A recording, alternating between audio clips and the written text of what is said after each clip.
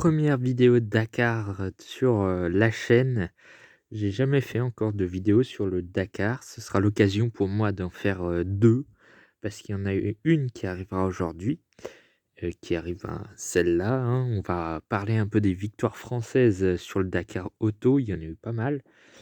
Et puis prochainement, il y aura le débrief du Dakar auto de cette année. Le Dakar qui s'est achevé donc vendredi avec donc la victoire d'Alatia. Donc j'y reviendrai dans une prochaine vidéo donc sur le résumé du Dakar de cette année. Hem, Avec d'ailleurs une très belle perf de Sébastien Loeb qui fait deuxième. Donc voilà, donc j'en parlerai un petit peu dans la prochaine vidéo. Donc 2 vidéos Dakar qui vont arriver. Ensuite, on va avoir le guide du WRC de 2022, le guide de la formule électrique de 2022. Donc tout ça va arriver prochainement. Donc ça va être une semaine chargée, un mois, un fin de mois de janvier chargé. Donc voilà, il va y avoir pas mal de choses qui vont arriver sur la chaîne. Mais en tout cas, aujourd'hui, on va parler un peu des victoires françaises sur le Dakar Auto, et il y en a eu pas mal depuis le début du Dakar en 1979. Au total, il y a eu 23 victoires françaises, dont le plus grand français au nombre de victoires sur le Dakar, c'est évidemment Stéphane Peterhansel. La France est la nation qui a le plus gagné sur le Dakar, puisqu'elle compte 23 victoires en 43 éditions. Donc c'est plus que la moitié de tous les Dakars. Donc c'est vraiment pas mal. Ce qui est aussi un peu entre guillemets «logique», puisque en WRC, la France est aussi la nation qui a remporté le plus de titres. Même s'il y en a eu que 3 champions du monde, c'est la France qui compte le plus de titres devant la Finlande. Et bien au Dakar, c'est pareil, la France devant la Finlande.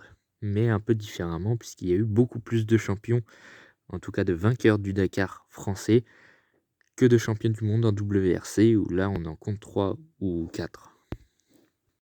Les pilotes ont gagné évidemment les Dakar, mais il ne faut pas oublier leurs voitures qui sont devenues mythiques et légendaires.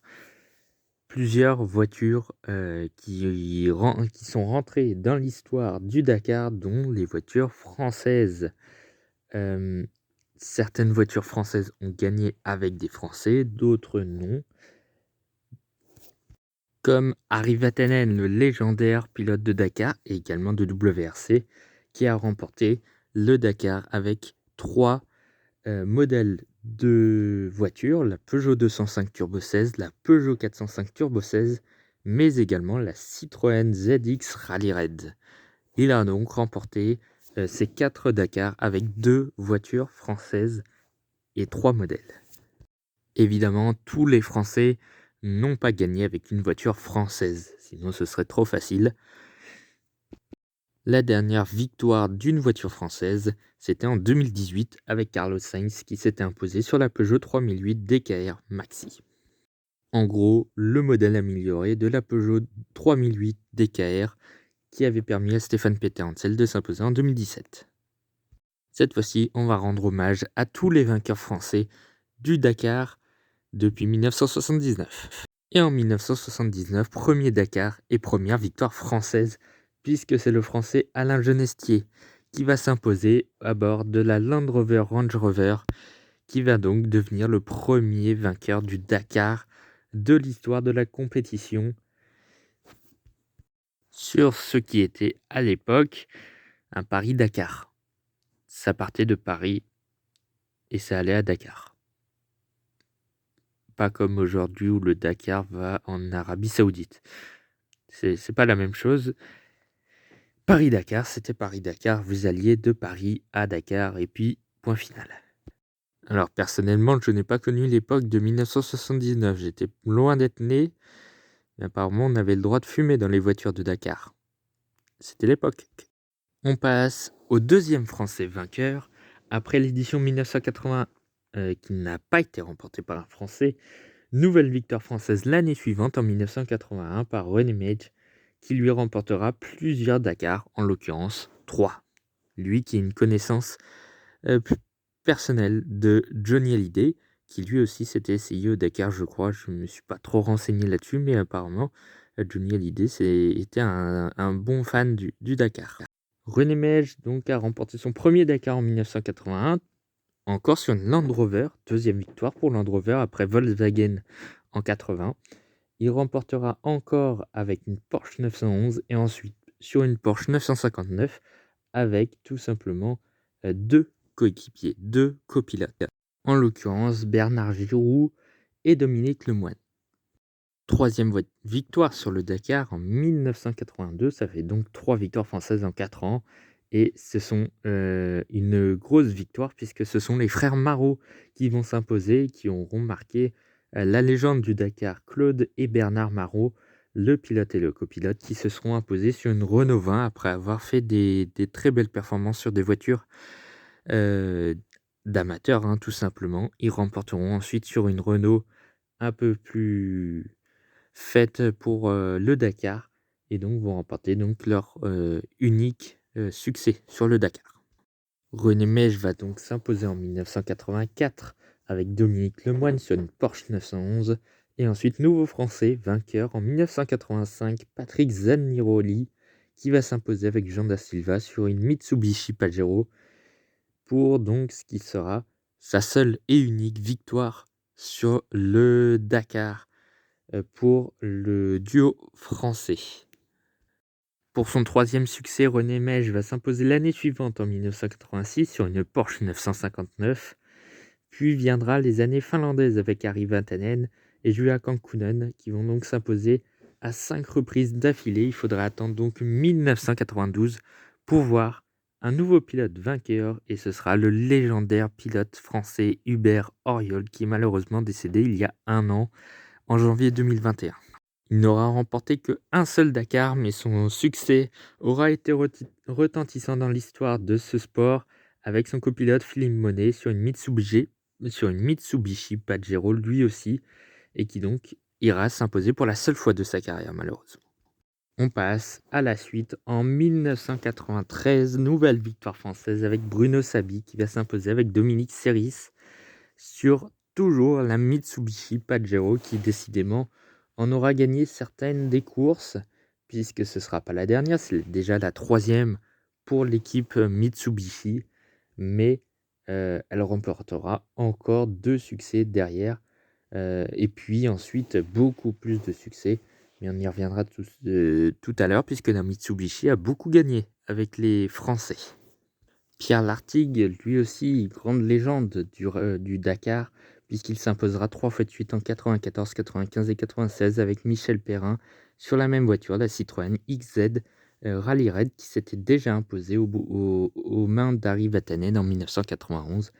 Donc 3 victoires d'affilée pour notre Français Pierre Lartigue, qui aussi, lui aussi, sera dans la légende du Dakar. 3 victoires tout de même pour le Français.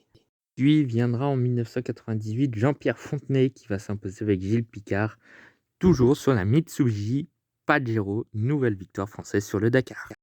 Jean-Louis Schlesser va s'imposer 2 fois sur le Dakar en 1999 et en 2000 avec Philippe Monet, encore, après sa victoire avec Hubert Auriol 7 ans avant, et ensuite Henri Magne qui va devenir le copilote de Jean-Louis Schlesser sur la Schlesser Renault, née donc d'une Renault, mais avec le nom de Schlesser tout de même sur la voiture.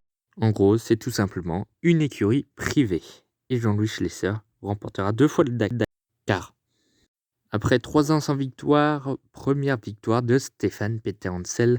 Après ses Dakar légendaires en moto, eh bien, il va s'imposer en auto pour la première fois en 2004 avec Jean-Paul Cotret sur la Mitsubishi Pajero qui n'arrêtera pas de gagner puisque depuis 2001, elle n'arrêtera pas de s'imposer jusqu'en 2007.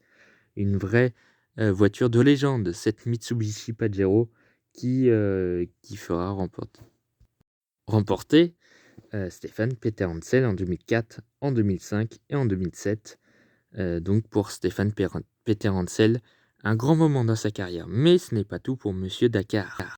Après ses 3 succès sur la Mitsubishi en 2004, 2005 et 2007, Stéphane Peterhansel ne dira pas son dernier mot puisqu'en 2012, il s'imposera à nouveau sur le Dakar, son 4e succès sur le Dakar sur une Mini Countryman All for Racing. Et il s'imposera sur la même voiture en 2013 pour son 5e succès. Mais c'est pas fini, puisqu'il regagnera l'année dernière, en 2021, pour son 6e succès sur le Dakar. Mais cette fois-ci, ce sera sur la Mini JCW Buggy pour ce qui est son dernier succès sur le Dakar. Et c'était l'année dernière, donc il y a le temps d'arriver pour les prochaines années avec la nouvelle Audi. À noter qu'en 2021, il s'imposera avec son copilote Édouard Boulanger. Je ne l'ai pas mentionné, mais il s'est imposé aussi en 2016 et 2017, évidemment 8 Dakar plutôt, pour Peterhansel avec la Peugeot, 2 victoires sur la Peugeot, la 2008 et la 3008. Donc voilà, un total de 8 succès pour Stéphane Peterhansel qui reste pour le moment le plus grand vainqueur de l'histoire du Dakar. Bon, on a fait un beau voyage entre 2004 et 2021, mais il ne faut pas oublier un autre Français, et ce sera le dernier sur cette vidéo, ce sera Luc Alphand en 2006 qui va s'imposer avec une Mitsubishi Pajero, évidemment, toujours, puisqu'elle alignera 8 succès entre 2001 et 2007, avant le coup d'arrêt en 2008, où la compétition, le Dakar, ne partira pas. Et la course, eh bien, tout simplement, est annulée en 2008.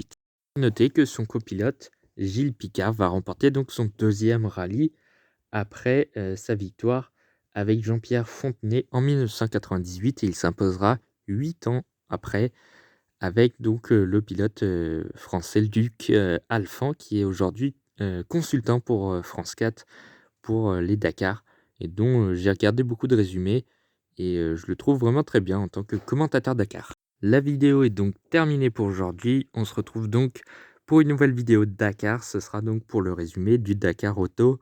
Et je verrai aussi si je ferai aussi les Dakar moto, quad, SSV, camion, les T3 légers.